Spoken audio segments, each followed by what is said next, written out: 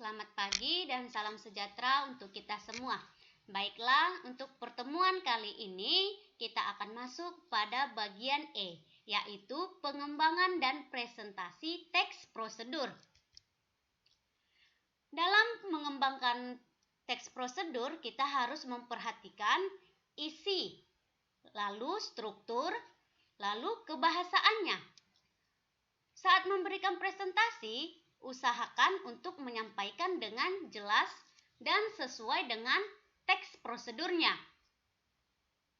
Lalu, tanggapan dapat berupa pertanyaan maupun saran. Jadi ketika kita sudah selesai membuat teks prosedurnya, maka pertanyaan bisa diberikan atau dilontarkan kepada tim yang melakukan presentasi.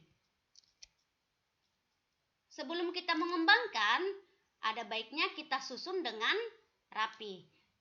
Miss memberikan langkah-langkah penyusunan teks prosedur pada slide berikut.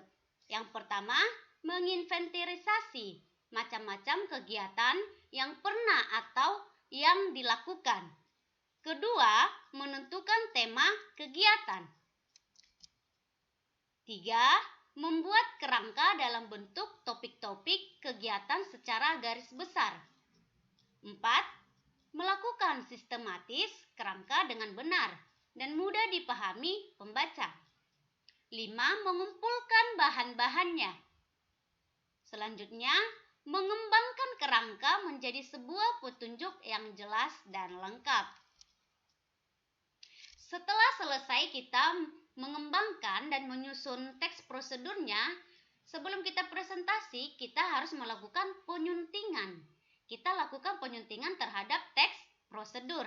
Nah, dalam menyunting sebuah teks prosedur, ada beberapa hal yang harus diperhatikan, yaitu kebenaran isi, kaidah kalimatnya, strukturnya, ataupun penggunaan ejaan atau tanda baca.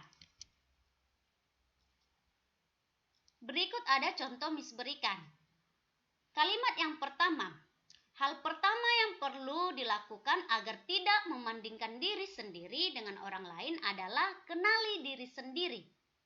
2. Jika Anda mengenal diri sendiri, ketika Anda melihat keberhasilan orang lain, membuat Anda terpacu menjadi lebih baik, bukannya merasa minder atau sedih.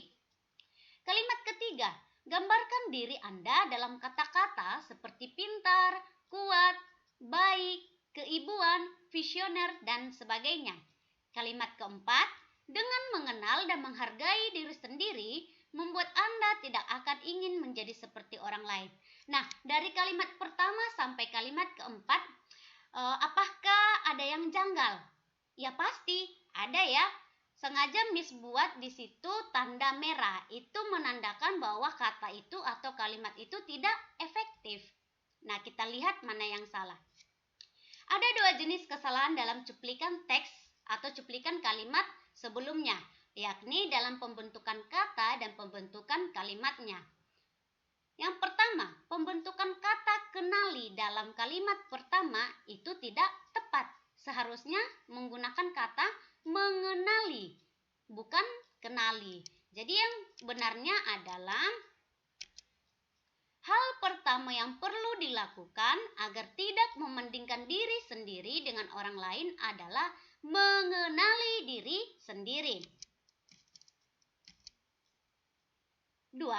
Kalimat 2 dan kalimat 4 tidaklah efektif. Kalimat tersebut tidak jelas subjeknya, ya.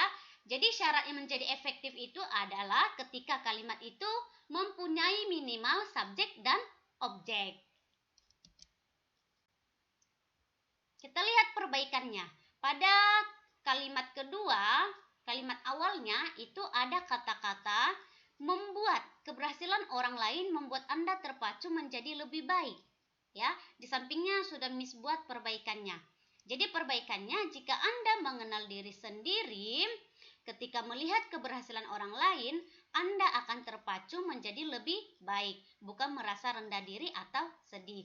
Jadi, objeknya ada di kata membuat ini seharusnya dihapuskan, langsung dia kepada objek kata Anda. Begitu juga dengan kalimat keempat. Salah ya, ya kalimat keempat itu, jadi perbaikannya ada di samping. Dengan mengenal dan menghargai diri sendiri, Anda tidak akan ingin menjadi seperti orang lain.